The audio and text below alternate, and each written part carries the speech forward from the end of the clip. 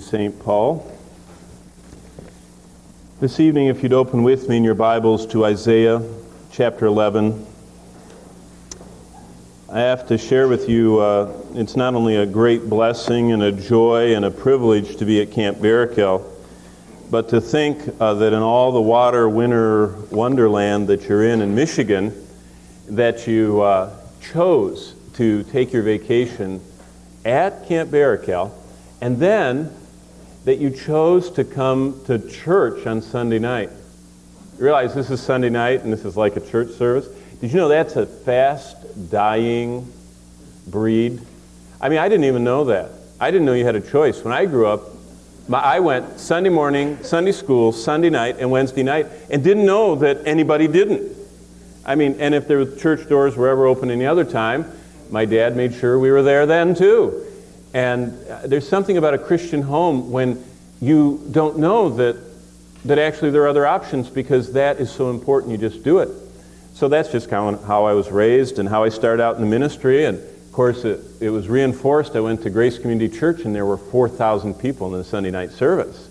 I mean, it used to be standing room only when I was there with John MacArthur. Of course, I was on the front row, writing everything down. In fact, people in my church won't let him speak anymore. He comes about every year and a half and speaks at Tulsa Bible Church. And last time I was there, one of the older ladies said, "You can't come back." She said, "You keep copying our pastor." Did you get it? And so I went from Grace Community Church to my first pastorate, and they said, we don't have Sunday night church. I said, "You don't have Sunday night church?" They said, "No, we had movies and stuff, and people wouldn't come." I said, "Well, we'll have Sunday night church." I said, "At least my family will come. That's enough, right? That'll fill it up." And it was such a blessing. Sunday night became one of the greatest services. It had the single highest for any service of the week attendance. So I got to Tulsa and found out they had canceled Sunday night church there. They said nobody came. And I said, that's amazing to me. When I grew up, it was one of the greatest services. It was kind of like this. It was exciting. You sing fast, songs, and it's more informal, and, you wear your tennis shoes, and it's just exciting. And now, Sunday night is probably my favorite service, and I think there's more on Sunday night than either one of the morning services. So I just am blessed that you're here, that you would even come and worship the Lord together with me. But Isaiah chapter 11, verse 11, we're going to be to in just a minute. But as we head there, I want to mention to you the fact that 4,100 years ago, which is a long time ago, which is a great deal of the history of the planet Earth as far as this book is concerned, okay? God made a promise to a man. And God, who cannot lie, who does not change, promised that man that he was going to do something with his family and with his descendants of his family that was going to stretch from that moment clear through to heaven. And it would be an unbroken promise and a continuation of what began in Genesis 12, 13, 14, and 15. Now that has been greatly believed for centuries until modern times. And now that promise that God made to that man named Abraham has been relegated to almost with Adam and Eve and Jonah and the whale and all the other things that people are jettisoning these days. And no one believes anymore that God has made a promise to Israel that is his prophetic clock, that if you watch, you can tell what time it is. You see, God promised a man that he would attach to him the very name and authority and credibility of the eternal God. And that man, Abraham, watched God make a covenant with himself in Genesis 15. Because God says, I can't promise by anybody else but by myself. So God promised by himself. By making that smoking lamp and that blazing furnace go through a pathway of blood of animals slain. God cut, as it were, a covenant. I'm going to share with you that covenant tonight, starting in Isaiah chapter 11. And you say, oh, it sounds kind of boring to me. Well, if you listen to the news at all, we have BNN news service. You ever heard of CNN? We have BNN. That's my son John, Barnett News Network. His cell phone gets the news on it. I don't know how it works. I don't know how, but I know it's free. And he's always reading to me the news as we drive around. And he's telling me the latest, tanks in Bethlehem, tanks in Bet Jala, tanks in whatever of Israel. And every time I see that, I'm reminded of the fact that the second largest press corps in the world is headquartered in Jerusalem, in one of the smallest countries of the world. And that there is an inordinate amount of media attention that is focused on that nation, and that should help us to realize that every time you read the paper, you should have a little jar inside of you to know that what you're reading in the news today is verifying the Word of God. Every time I hear about another 60-millimeter mortar, another grenade attack, another Sbarro pizzeria bombing, another United Nations racial conference condemning Zionists for their bigotry against the Arabs.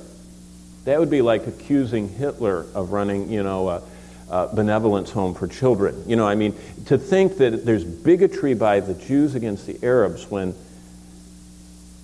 they're surrounded by 800 million people that are hostile to them, and there are just barely over 4 million of them, is amazing.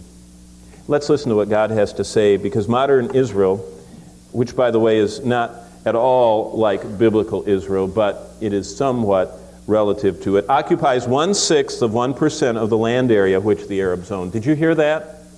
Israel constitutes 1/6 of 1% of the landmass of the Arab League. That means that they have 99.4% of the pie. Israel has 0.6% of the pie, and all of them want that peace. Isn't that interesting? Isn't that unbelievable? When there is no oil in Israel, there is no natural resource. Everyone says, oh, the Dead Sea is why Russia's going to march in Israel. That Dead Sea, there's nothing. The Dead Sea has potash. Who needs potash? You can get it out of Arizona. You can get it from Utah. They sell it out of Indonesia. What is it in the Dead Sea? That's not why Russia's going to march there. It's because of God. There are 788 million hostile Arab nations, or hostile Arabs living in nations around Israel that dwarf Israel's 4 million Israelis. The Arab nations have the oil, they have the wealth, they have the worldwide influence, they have inexhaustible resources at their command, and Israel is a postage stamp-sized piece of land that you can't even see on most maps. In fact, if you're politically correct, it's not on them. Did you notice that? Israel is not on most UN maps. It's called disputed and occupied lands, because it's the only spot on the planet God said, that's mine. And that's where my name will dwell forever. Over and over he says that. Well, in defiance of all reason, it is the focus, the land of Israel is the focus of the world's attention, and that is because that's what God prophesied. Did you know that? When God said, I'm going to make Israel to be the cup that causes the whole world to tremble, when those words were written by the prophet Zechariah, Zechariah 12, verses 1 through 3, when he wrote that, Israel was nothing. It was less than it is now. That was 2,600 years ago. The prophet Zechariah sat in his little, whatever his house looked like in Jerusalem, looking out the window at the Mount of Olives, and as he looked out the window of onto the Mount of Olives from Jerusalem, the Spirit of God came on him, and he saw Jesus Christ returning and his feet touching down on that mountain. And he wrote some of the most stirring words in the Bible about the second coming of Christ. And as he wrote that, the Spirit of God instructed him to write that Jerusalem would be a cup that would cause all. Remember, God doesn't exaggerate. We do. God doesn't. God says all the nations on the earth will tremble because of Israel. Really? As Zechariah wrote that, within a few years, the Babylonians came and wiped them out. And there was no Israel. He massacred them. He took off the royal family. He leveled the temple. He knocked down the walls. There was no Israel. It was just blackened rocks and a latrine for passing shepherds. But God says, I'm not through with them. And Jeremiah had written that there would be, after 70 years, a return, a first return. And Jeremiah said, after 70 years, God will draw back his people back to his land after the land had experienced the Sabbath rest. See, God really takes this rest thing seriously. They didn't rest, they worked on the Sabbath day. They wouldn't stop harvesting their crops. They wouldn't stop shearing their sheep. They wouldn't stop clipping their vines. They wouldn't stop harvesting their olives and crushing them. So God says, I'll take the time myself. You won't serve me on the Sabbath. I'll take the 70 years you missed of rest. And he did. And God made the land rest for 70 years. And at the end of 70 years, God stirred the heart of the greatest king of the day, whose name was Cyrus. And Cyrus, God named him 150 years before he was born. And God says, I'm going to cause Cyrus to be my anointed one who will send my people back to Israel. And the first return came. And you all know about the first return because that was Ezra and Nehemiah, that whole period of time. Zerubbabel, Ezra, and Nehemiah. Haggai was prophesying, Zechariah was prophesying, and Malachi was prophesying. And God was at work. And there was a return to Israel. And you all know the story. For 400 years, they lived in the land, and there were great saints. Some of them were named Joseph, Mary, Zechariah, Elizabeth, Simeon, Anna, John the Baptist. You all have heard those names. Those are those people, descendants that came back. And Israel came into what we call the New Testament time. And Jesus came down and Jesus ministered and gave them the gospel and made a lot of promises to them and talked to them. And then one day he stood on the side of the Mount of Olives and he looked over the city. And he said, there's a day coming when an army's going to come and it's going to dig a trench all the way around the city and it's going to put up walls and barricades. And every one of you are going to be wishing that you were not in this city. And he wept over the city. And exactly 40 years later, 40, a number of testing, the Roman legions encircled Jerusalem just like God said. What's interesting is the New Testament Christians who knew their Bible left Jerusalem just like that. They remember what Jesus said. He says, don't stay in the city when it's surrounded. The Jews who didn't believe it stayed. And 1 million of them died. And the Romans absolutely leveled the place. In fact, you cannot find a single trace of Herod's temple. Not a trace. You can find the underneath supporting foundation rocks. You can't find one single rock on top of each other on the Temple Mount. And the Jews were dispersed now not to Egypt and Babylon and Assyria and all that area around. The Romans dispersed the Jews as far as Britain, as far as India, as far as Russia, and into Africa. Did you realize that? That's how far. They said, we will never let them be a nation. They were banned from returning to Jerusalem, and they were under the order of death, not allowed to come and circumcise their children and do all the other Jewish things in that land. And they went to the furthest ends of the earth. But now look at Isaiah chapter 11 and verse 11, because God has another promise. And you notice I kept emphasizing the first time they came back was Ezra, Nehemiah, and Zerubbabel. And that was the whole time we read about in the New Testament. But there's a second return the Bible talks about. And Isaiah 11 verse 11 says this, it shall come to pass in that day that the Lord shall set his hand again the second time. That's interesting. To recover the remnant of his people who are left from Assyria, from Egypt, from Pathros, and Cush, and Elam, and Shinar, and Hamath, and the islands of the sea.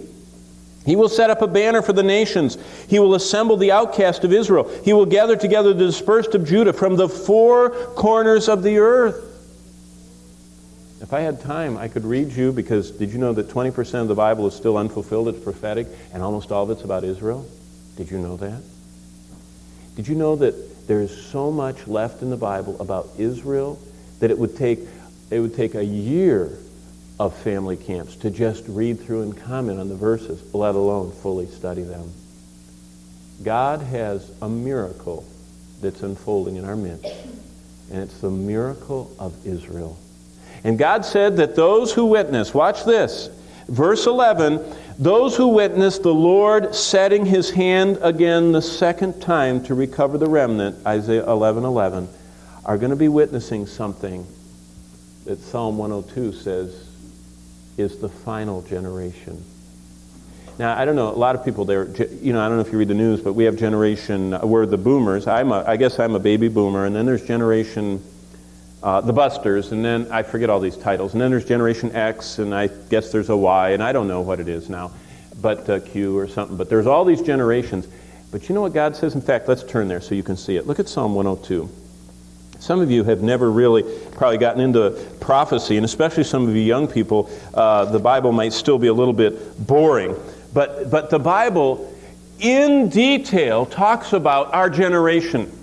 In fact, there are people that are alive in this room who have lived through prophecy being fulfilled of God saying a second time, I'm going to draw the nation of Israel back, and they've actually seen it. You say, really? Yeah, let me read the 102nd Psalm to you, and I want to see if any of this rings a bell. Okay, Psalm 102. Starting in verse 3, this is a prayer of complaint. Sounds like it to me too. Verse 3, for my days are consumed like smoke,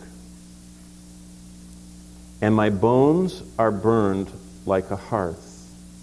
My heart is stricken and withered like grass, so that I forget my bread. Because of the sound of my groaning, my bones cling to my skin. I'm like a pelican in the wilderness, an owl in the desert. I'm like a sparrow alone on the housetop. Look at verse 9. I have eaten ashes like bread.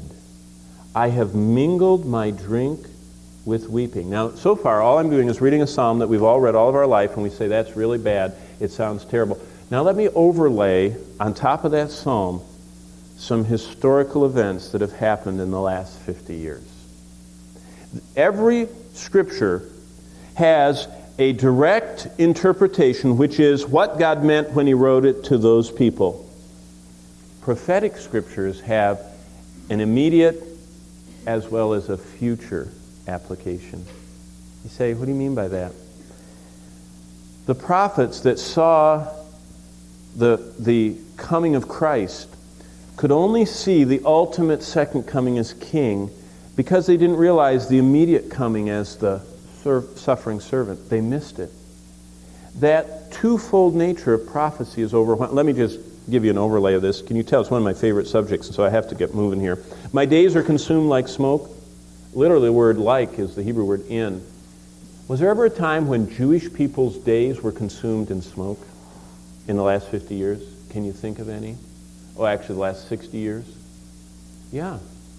Nazi concentration camps. Have there ever been a time in history that more Jews were burned than from 1939 to 1945? No. Look at this. My heart is stricken and withered like grass. I don't eat. My bones, verse 5, cling to my skin. Have you ever seen the pictures of what it looked like when the Allies liberated the people from the concentration camps? Didn't they look like their bones were sticking to their skin? Literally. Look at verse 9. I've eaten ashes like bread. You know, I just read these words in May to a whole group of people sitting in the Valley of the Lost Communities, which is a very moving and very sobering spot in Israel where there are these 50-foot high pillars of stone, and on the sides of them are written all of the cities that no longer exist on this planet because the Nazis came through and absolutely destroyed every living Jew, every breathing Jew, absolutely massacred every one of them. And it's called the Valley of Lost Communities, and they're just listings of cities, entire cities, millions of people. While they were doing that, do you know what happened? In the center of those camps, you know, Dachau and Auschwitz and all the rest of them, there would be the crematorium right in the center. And they would be taking those people and they would be burning them, and the historians would tell us, in fact, some of those who survived it said that there would be a white and gray smoke that just never stopped rising, and that there was dust that would settle all over the camp from the burning of these bodies in the crematoriums. And what they said, curiously, when it rained, and the people were out doing their work out in the camp that they made them do, that often the people would come in to the dorms with their faces looking like someone had put flour on them. And as it rained, the rain would run that dust of the crematorium down their faces, and as the people licked their lips. Look at verse 9. I have eaten ashes like bread and mingled my drink with weeping. As the tears ran down their face, they'd go in their mouth. As the rain came down, and they actually ate the ashes of their brothers and sisters that were being burned in the center of the camp. Fascinating. Look at verse 12, because it gets hopeful. That's the Holocaust. And if you've never seen the Holocaust in the Scriptures, this is one of many places that it shows up, what was promised. All of Deuteronomy and Leviticus said that they would be encircled, they would eat their own children, that they would have more horrors, they would be afraid and hunted down, and all that. It happened. Look at verse 12. Here's the restoration. But you, O Lord, shall endure forever. The remembrance of your name to all generations. You will arise and have mercy on Zion, for the time to favor her. Yes, the set time has come. Your servants take pleasure in her stones and show favor to her dust. Have you watched the movies on the news of the 1.1 million Russian Jews in the last 10 years that have left Russia and come to Israel? 1.1 million. That would be like putting everybody in the Detroit metro area on an airplane and flying them to Israel, all the people. That's how many were. 1.1 million people have flown in 10 years out of Russia to Israel. That should cause shivers if you are a Bible lover, because God says, I'm going to do something in the last days. He says, I am going to, Isaiah 11:11, a second time I'm going to turn my attention toward the Jews, and I'm going to bring them from all four corners of the earth. Did you know that right now in Israel, there are Jews from 100 different nations living in Israel? How many? 100. Now America, you go to Michigan State and you got 20 different nationalities represented, maybe 30. Israel has 100 different nations of Jewish people from the dispersion. 100 different countries around the world. One of them just called us, a friend of ours who's a Jew. His father was a judge in New Jersey. And he moved back to Israel, and he was talking to Bonnie. He called her for an hour. He says, you know what, I can see the bombs. He lives by Bethlehem. And he said, I can see it. And he said, I look and I think, what am I doing here? And then he says, I think this is where I want to be, and I don't even know why. He's not a Christian. He's not a believer. He says, I'm a part of history, I think. He is. But you know what God said? He said, your servants will take pleasure in her stones. Have you seen what happens when they come? Those people get off the airplane, and the first place they want to go is Jerusalem, and they get there, and they get down on their hands and knees, and they kiss the stones of Jerusalem. They don't care how dirty they are. That's the attitude God said I'll put in the hearts of my people when I bring them back. They will love the stone. They will take pleasure in her stones. And the nations, look at verse 15, will fear the name of the Lord, and all the kings of the earth your glory. For the Lord shall build up Zion. Did you know right now more people live in Jerusalem than have ever lived in Jerusalem in history? More Jews. You realize that? Even when David was the king, and Solomon, and Rehoboam, and Hezekiah, and all the rest, there were not as many Jews living in Jerusalem as live there today. You say, so what? They didn't live there 100 years ago. That's what. And they didn't live there 200 or 300 or 400 or 500. They have not lived there for 1,900 years. They have been banned until our generation. They came back. Well, what does God say about that? Look at verse 18. This will be written for Lador Acharon. Oh, you don't have a Hebrew Bible? What does it say in English? For the generation to come? Literally, Lador Acharon. Lador means generation. Acharon means final. Now that is a generation to come. But doesn't it sound a little different when you see the word final? You know, Hal Lindsey, Campus Crusade missionary and one of the great selling authors of all time, wrote a book called The Terminal Generation. He needs to write another one called The Final Generation. Because in God's book, the generation that sees Israel return to the land in unbelief, God says in Psalm 102, verse 18, that this is written for the final generation. What can we learn about God? And I just want to share a few things with you tonight. I want to share with you why God is working as He's working with the Jewish people, and I want to give you kind of a little foreview so you can read the newspapers with great delight. Let's turn to Jeremiah 32, and maybe you can mark a few verses maybe you've never noticed before. And before we go tonight, I have one goal tonight, and that is that you become students of prophecy, because the result of being a prophetic student is those that have this hope in them purify themselves. If you and I are the final generation, and I don't mean literally that everybody in this room is not going to die until Jesus comes back. If I could do that, I could sell millions of books and say that there are 88 reasons why Jesus is going to come in 1988. I have one of those in my library. And also I have 89 reasons why He's going to come in 89. Also I have a noted Michigan evangelist 1976 version that was 76 reasons why He's coming in 1976. As soon as you set a date, you're wrong. But God said the final generation would see Israel come back. What does it say in Jeremiah chapter 32, verse 33? He said this, Jeremiah 32 and verse 33, and let me find it in my Bible. It says this, "And they have turned to me the back and not the face, though I taught them, rising up early and teaching them, yet they have not listened to receive instruction." And then verse 34, they set their abominations in the house, and they called my name to defile it. You know what God describes? He describes the Israelites that are in the land today. They are not in belief of God. In fact, you can be imprisoned for evangelizing them. You can be imprisoned for proselytizing them and talking about the God that we love and know, and that His prophecies are here. Now, turn to Ezekiel chapter 37. Isaiah, Jeremiah, Lamentations, Ezekiel. Keep going to the right. Because I want to show you what God says is going to happen to this land. God calls them dry bones. And it says in Ezekiel 37 that my people, verse 12, I will open your graves and cause you to come up from your graves and bring you into the land of Israel. When did God ever open graves and ask people to come out of them and come to the land of Israel? I think of 1945. They opened up the graveyards of people that were within days of starvation. And those people stumbled out as living, walking corpses and skeletons.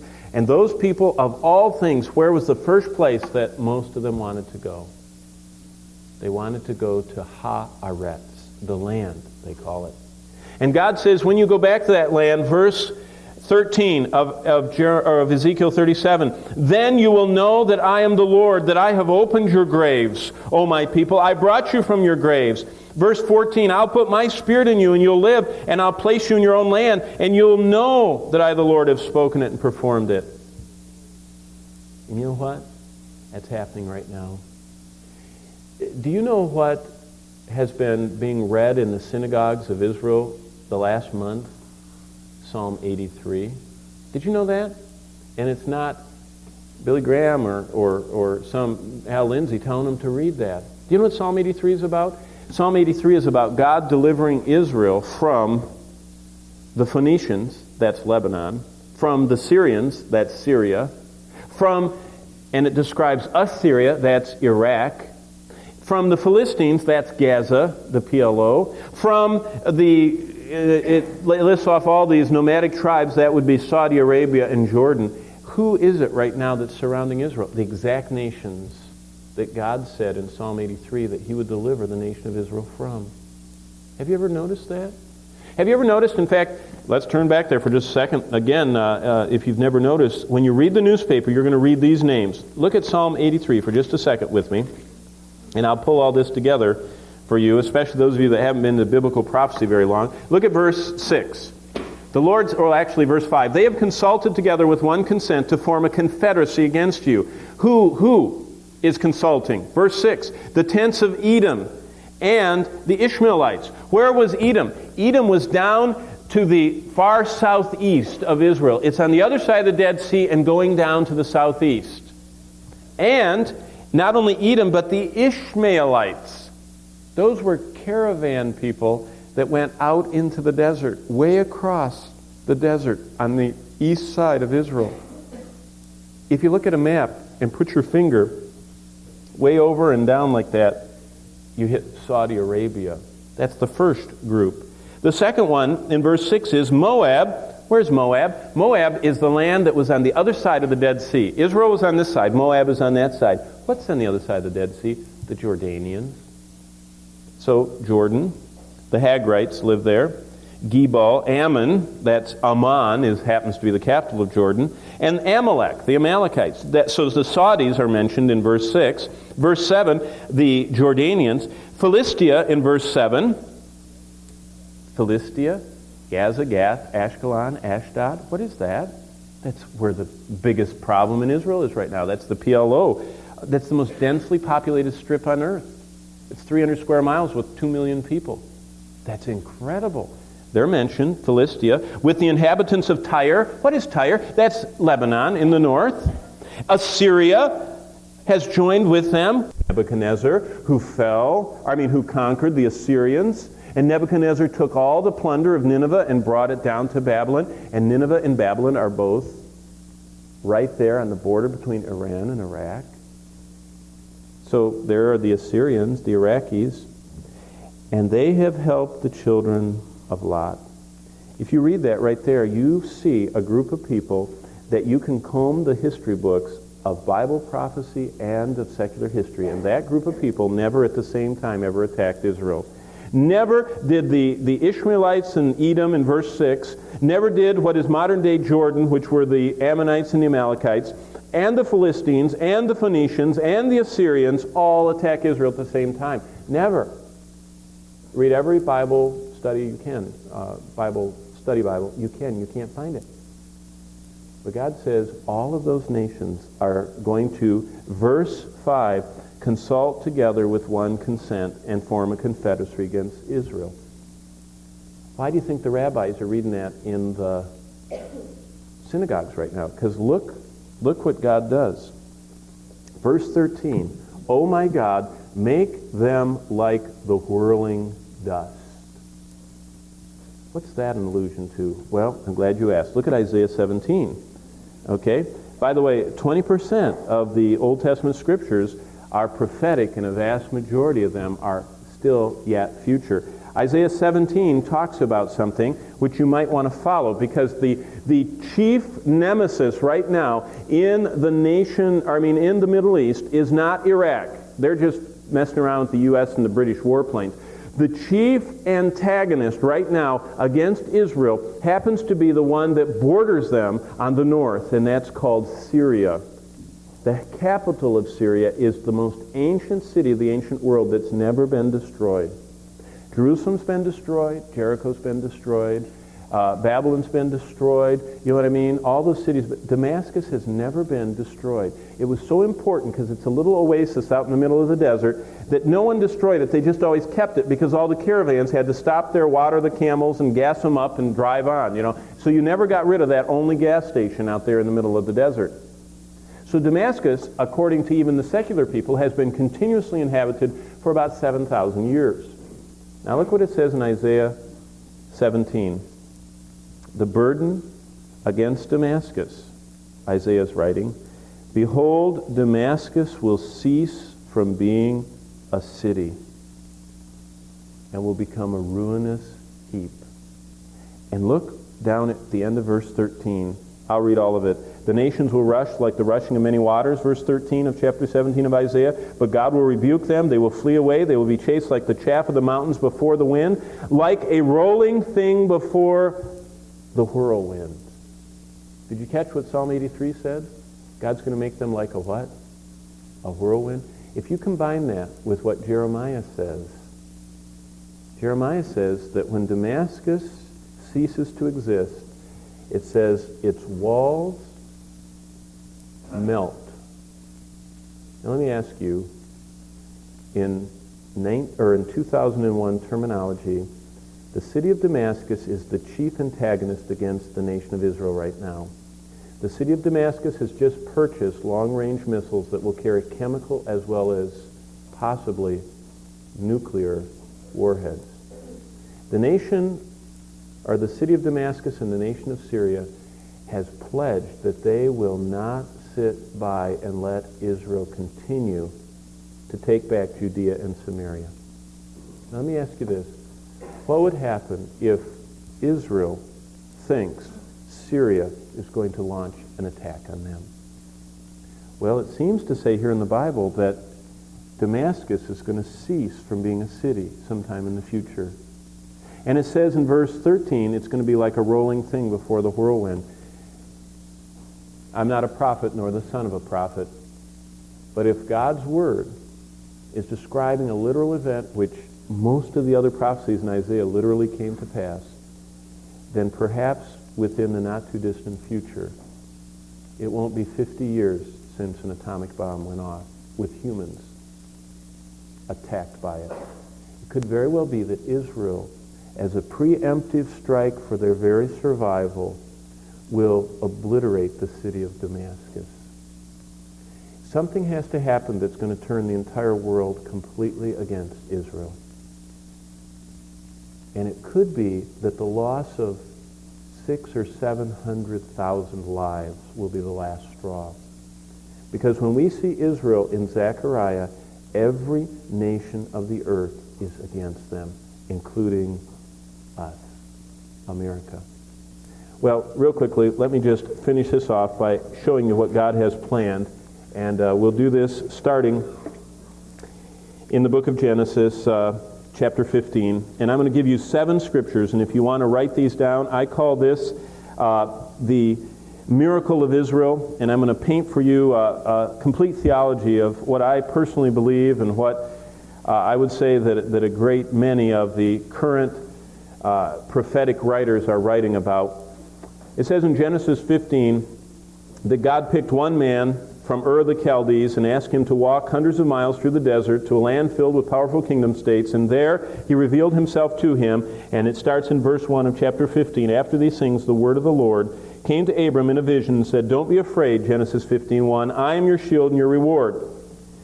And the Lord continued and said to him in verse 5, "Look now toward heaven and count the stars if you are able to number them." And he said, "So shall your descendants be." And we know the famous ending to this, "And he believed the Lord," verse 6, "and he accounted it to him for righteousness." Well, that same Lord continued, and look at verse 18 of the same chapter. "On the same day, the Lord made a covenant with Abram and said, 'To your descendants I have given Ha-aretz,' this land, from the river of Egypt to the great river, the river Euphrates, the Kenites, the Kenizzites, the Cadmonites, the Hittites, the Perizzites, the Rephaim, the Amorites, the Canaanites, the Termites, the Girgashites, and the Jebusites."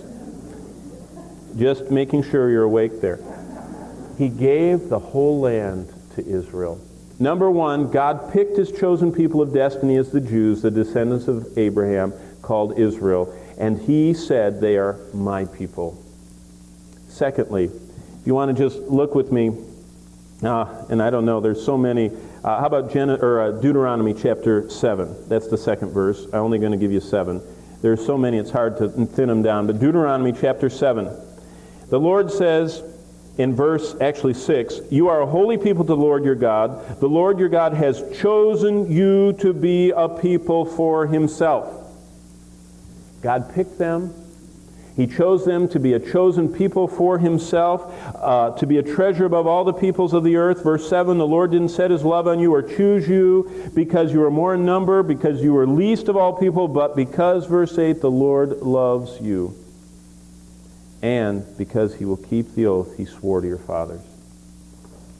Number one, God picked the descendants of Abraham. Number two, God promised that he would keep his promise to give them a land. Did he give them the land? Yes. God proceeded to bring them to that land. Look at Exodus with me, chapter 6. You know, God gave them a specific land, and the book of Exodus very clearly maps out what he did with them. Exodus chapter 6, verse 7 and 8. This is what God says to them in Exodus 6. I will take you as my people. I will be your God. Then you will know that I am the Lord your God who brings you out from under the burdens of Egypt. And I will bring you into the land which I swore to give Abraham, Isaac, and Jacob. I will give it to you as a heritage. I am the Lord. Now, I'm just repeating history. You all know this. This is Sunday school stuff. God picked Abraham. He said, you're my man. Then God said, I set my love on you and I give you this land. And then God said, it's so important, I'm going to actually bring you to the land myself. And he did. In the biggest event of all, he took 3 million people out of a foreign land. And for 40 years, he fed and clothed them, kept them healthy, and he put a parasol over them because the people lived in the Sinai desert where it gets to be 125 degrees in the sun. And God put a cloud over them. Do you ever wonder how people had babies and nursed them and didn't all die, and how older people didn't die of heat exhaustion for 40 years in the wilderness? God put a cloud over them.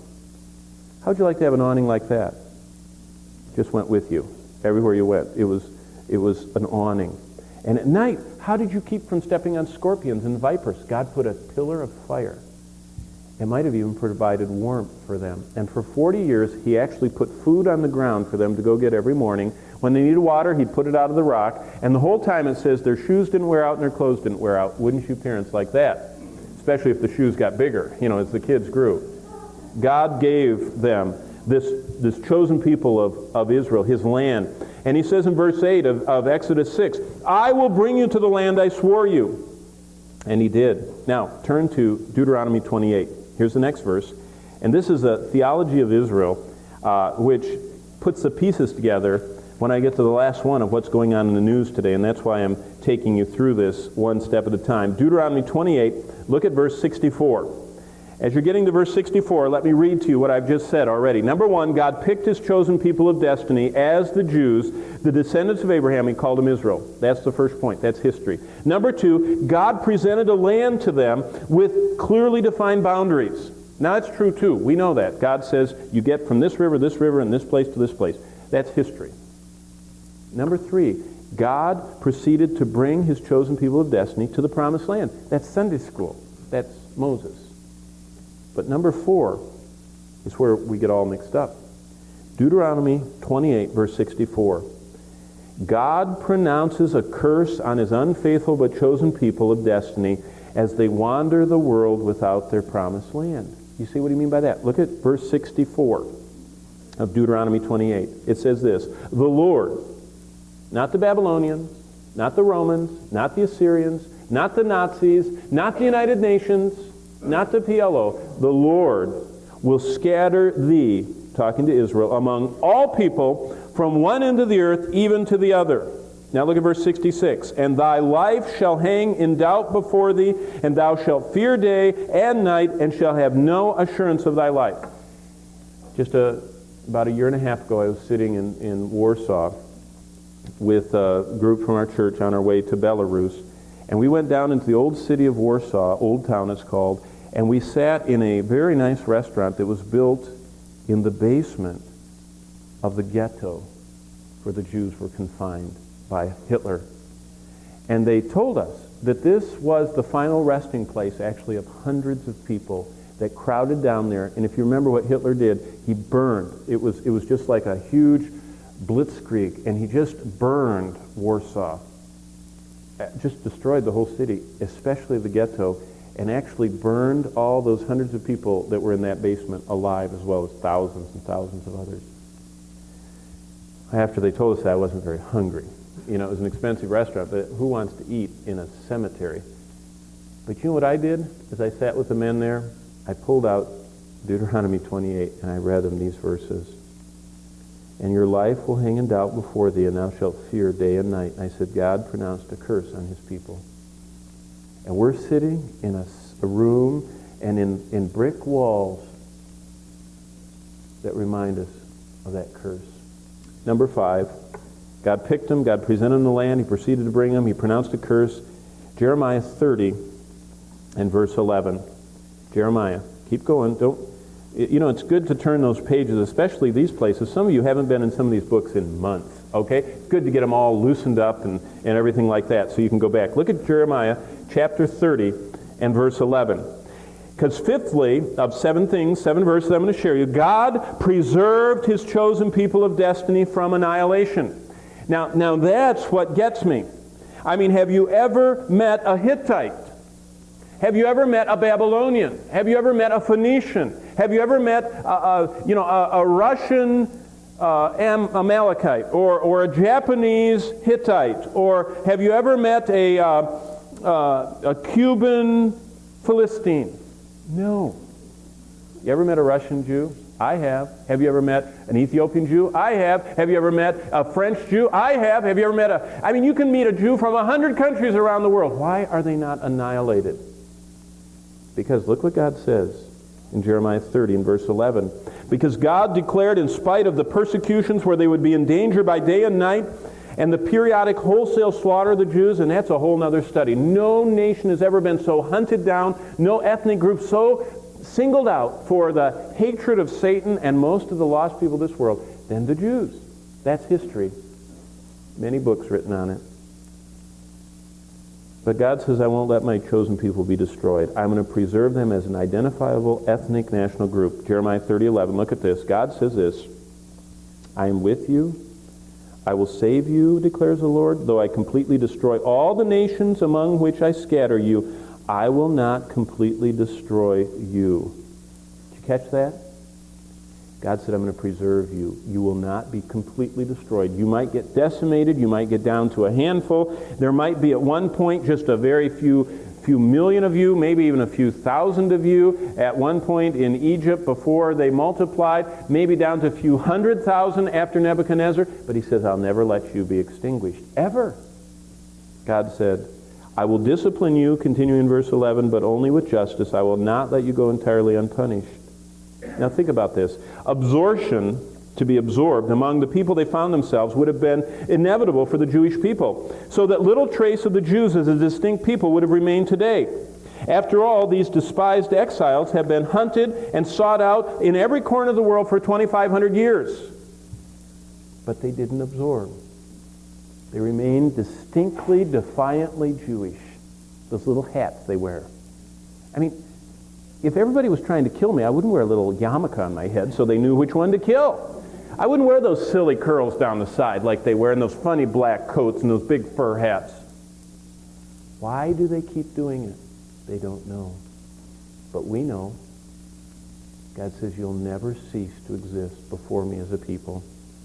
Well, real quickly, you're in Jeremiah, go to chapter 31. Don't want to get you lost. Jeremiah 31. Because here is the sixth of 7 of the miracle steps of Israel. Number 1, God picked them. Number 2, God presented them a land. Number 3, God proceeded to bring them to that promised land. Number 4, God pronounced a curse on them because they were unfaithful. Number 5, God said that he would preserve them. Number 6, God promised to regather them back to his promised land. Jeremiah 31 and verse 8. Look at what God says. Behold, I will bring them from the north country. By the way, 1,100,000 have flown to Jerusalem from Moscow and from Kiev in the last 10 years. Now look at that. Behold, verse 8, I will bring them, Jews, from the north country. Does that touch you at all? Jeremiah wrote that 2,600 years ago. I doubt if very many people lived in the north country then. 1,100,000 have come down. Keep reading. I'll gather them from the ends of the earth. The blind, the lame, the women with child, the one who labors with child, together the great throng shall return there. That is history in the last 10 years, and all of you here are at least 10 years old. It's happened in your lifetime. 10 years, 1 million of them. Just like Jeremiah said. Verse 9, they'll come with weeping. Verse 10, in the middle, he who scattered Israel will regather him. Wow. God promised to regather his chosen people. The wandering Jews were without a home for many days, and it seemed impossible such prophecies as these could be fulfilled. Even many Bible-believing Christians thought for centuries God was through with Israel, but the prophecy and promise so long awaited was fulfilled in 1948. They got their own nation. Well, what's ahead for Israel? And that's the 7th and final scripture that I want to give you. And that's in the book of Zechariah, chapter 12. And that's where we're going to end Zechariah chapter 12. This is what Zechariah said sitting there in burned out and rebuilt Jerusalem as he was trying to encourage the first returnees. Remember, if you remember, Haggai, Zechariah, and Malachi came back with the crowd and spoke to the first returns, the people that came back from Nebuchadnezzar's exile. And as Zechariah is looking out his window at the Mount of Olives, sitting in a burnt-out city that had been destroyed by foreign armies, this is what he says in chapter 12, the burden of the word of the Lord, Zechariah 12:1, against Israel. Thus says the Lord, who stretched out the heavens, who laid the foundation of the earth, who forms the spirit of man within him. He says, I'm the creator, I'm the sustainer, I am the one that made all things. He says, I'm the one speaking. Verse 2, behold, I will make Jerusalem a cup of drunkenness to all Saviv, all the touching nations. Saviv means touching. All the surrounding peoples, when they lay siege against Judah and Jerusalem, I don't know when, but very soon, Lebanon, Syria, Iraq, Jordan, Saudi Arabia, and the PLO are going to start actually fighting Israel. I don't mean throwing rocks, I mean fighting them. And when that happens, verse 3 says, and it shall happen in that day I will make Jerusalem a very heavy stone for all peoples. All who will heave away will surely be cut in pieces. And look at verse 6. In that day I will make the governors of Judah like a fire pan in the woodpile. You see the wood right there? You see that wood right there? Do you know how much hope there is for this building? If we doused all that wood and got it started burning, very soon the whole building would go. That's a fire pan in a woodpile. God says as soon as that attack on my regathered people occurs, it's going to affect the whole world. How's it going to affect the world? You can read the rest. It's prophecy that you've read about in chapter 14, verse 4. On that day his feet will stand on the Mount of Olives, which faces Jerusalem, and the Mount of Olives, it will be split in two, and you all know the second coming of Christ. Where's the rapture? Well, look at verse 5 at the end of chapter 14. Thus the Lord my God will come, and all the saints with you. There we are. We're in Zechariah chapter 14 and verse 5. Because when the second coming occurs and Jesus Christ touches down on the Mount of Olives, all the saints are going to be with him.